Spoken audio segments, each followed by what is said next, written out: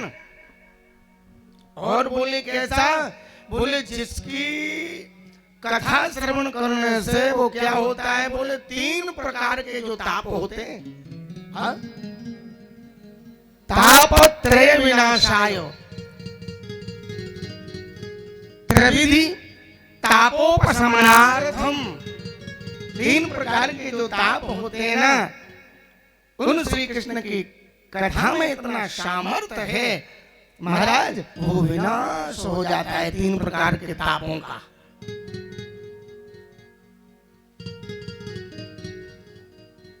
जब हम भगवान श्री कृष्ण की कथा सुनते हैं प्रभु की, उन्हें तो सांसारिक ताप में तो तप्त हम सब हैं ही हैं, है ना। कहते हैं 3 प्रकार के ताप हैं। दैविक, एक तो दैविक आपदा है, वो तो दैविक ताप है साहब। अकाल पड़ गया या भूकंप आ गया है, या बाढ़ आ गई, तो ये दैविक है। और दैहिक ताप समझते हो? शरीर को बीमारी ने घेर लिया, बहुत बड़ा रोग हो गया, एम्स में लेटे हो, लाख रुपए का इंजेक्शन लग रहा है, तो ये शारीरिक ताप है? दैविक, दैहिक और भौतिक प्रकार का जो ताप होता है ना, ये तीनों प्रकार के तापों को विनष्ट करने की यदि किसी के नाम में सामर्थ्य है, वो है परमात्मा श्री कृष्ण। तो ऐसे श्री कृष्ण को श्री कृष्णाय वयम नमः, यानी हम सब वयम सर्वे ध्यायामः, ऐसे भगवान श्री कृष्ण को हम सब नमस्कार करते हैं। इसीलिए तो कहा है प्यारे, क्यों? ये 3 प्रकार के ताप होते हैं ना, दैहिक, दैविक, भौतिक तापा। दैहिक, दैविक, भौतिक तापा। दैहिक, दैविक, भौतिक तापा। दैहिक, दैविक, भौतिक तापा। राम राज का होना व्यापार। राम राज काहू नहीं व्यापार।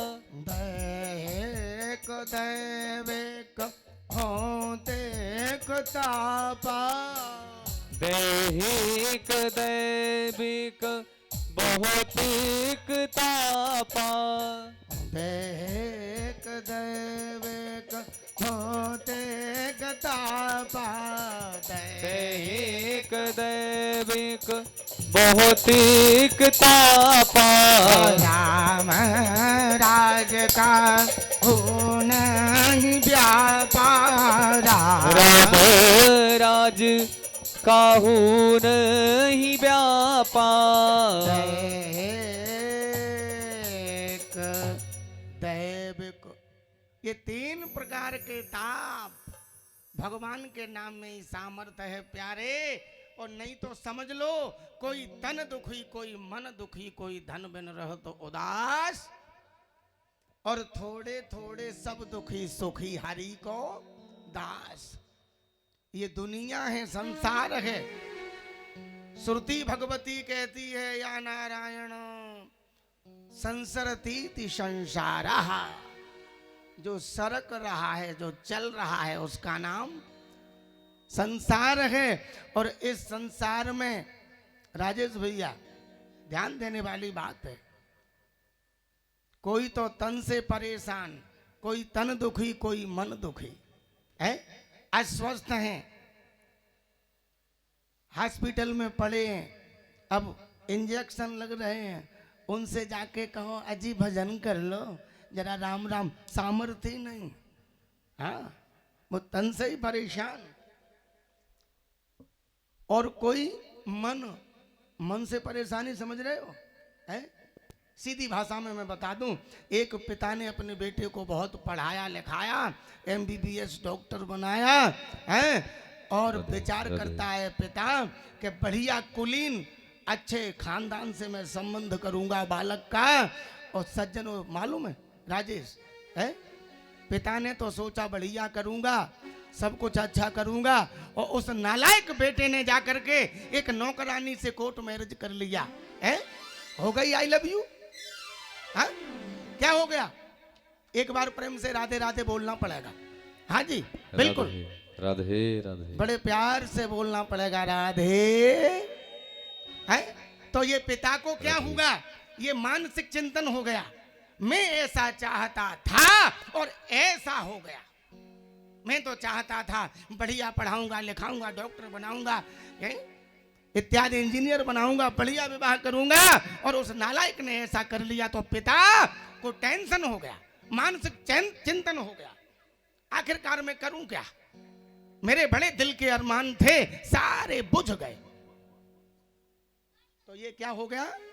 मानसिक, यानी कोई तन दुखी और कोई मन दुखी। विचार करना। और तीसरी बात, कोई धन बिन रह तो उदास, और किसी के पास धन नहीं है। वहां जाओ देखो अहमदाबाद में है, बड़ी बड़ी मल्टी स्टोरी बिल्डिंगों पे लटक रहे हैं झूले पे है, और वो कर रहे हैं रंगाई पुताई। शाम को झाड़ी मिली पैसे, आप खाएं बच्चों को खिलाएं कल के लिए, फिर व्यवस्था। पैसा नहीं है साहब, धन नहीं है। तब कहते हैं कोई धन बिन रह तो उदास, और बोले थोड़े थोड़े सब दुखी सुखी हरि को दास। प्यारी ये संसार है, इसमें सब दुखी हैं थोड़े थोड़े। तो बोले महाराज सुखी कौन है? बोले सुखी तो वो है जो भगवान का चिंतन करता है, भगवान का मनन करता है, भगवान को याद करता है, भगवान का अनुयायी है, बस उसको ही चैन है। और नहीं तो प्यारे कबीरदास जी ने तो यहाँ तक कह दिया कि कबीरा सब जग निर्धना धनवंता नहीं कोई, और धनवंता सोई जानिए या के राम नाम धन हो। प्यारे अगर धन वाला कोई है तो केवल कबीरदास जी कहते हैं जिसके पास मेरे प्रभु के नाम रूपी धन का खजाना है, बाकी तो सब यहीं रह जाना है। बात समझ में आ रही है राजेश भैया? ये दुनिया का वैभव कोठी बंगला कारें ये सब यहीं पड़ा रह जाना है, साथ में नहीं जाना। तो कौन सा धन जाएगा? बोले साथ में तो केवल यही जाएगा भगवान नाम, इसके अलावा कुछ नहीं। तो बोले महाराज हमने जीवन भर से कमाया था, सारा जीवन हो गया कमाते कमाते, तो उसको नहीं ले जाऊंगा। बोले ना जी। तब बोले धनानि भूमऊ। मैं आपके सामने बोल रहा हूं पुराण का नाम गरुड़ पुराण, बहुत अच्छा वर्णन है उसमें। जिस धन को सारा जीवन कमाया, क्या उसको साथ में ले जाओगे? बोले ना। धनानि भूमऊ, धन भूमि में गड़ा रह जाएगा प्यारे। कहां रह जाएगा? भूमि में। बात समझ रहे हो? है नहीं समझ में आई? सीधी भाषा में समझो।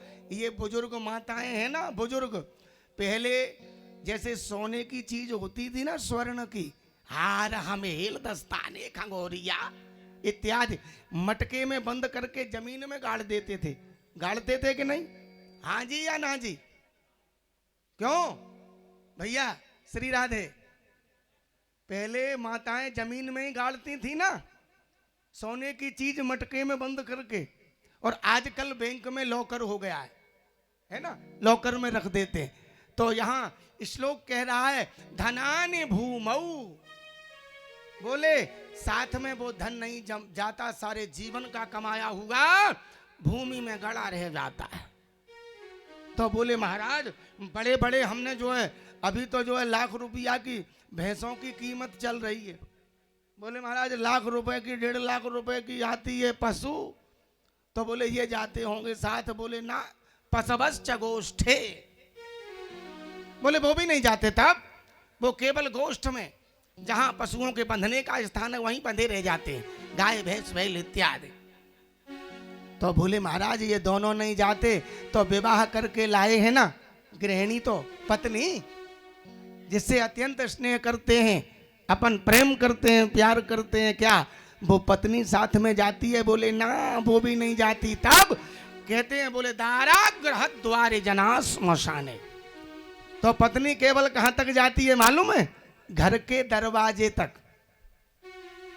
कहां तक जाती है? घर के केवल दहलीज तक जाती है। अच्छा, तो महाराज जिनसे मैंने प्रेम किया है, बड़ी बड़ी महफिलें है, क्लब अटेंड किए हैं और बड़े जिगरी मित्र हैं, क्या वो जाते हैं? बोले परिवार वाले बोले ना, नथिंग, वो भी नहीं जाते। तब बोले जना स्मशाने। जितने भी हमारे पूरा मोहल्ला के, गांव के नातेदार, रिश्तेदार, राजेश भैया कहां तक जाते हैं? वो गौरी किनारे मरघट तक जाते हैं ना। और देहश्चितायाम, जब इस शरीर की चिता बन जाती है और परलोक मार्गे, अब कौन जाता है? तब कहते हैं धर्मानुगो गच्छति जीव एका।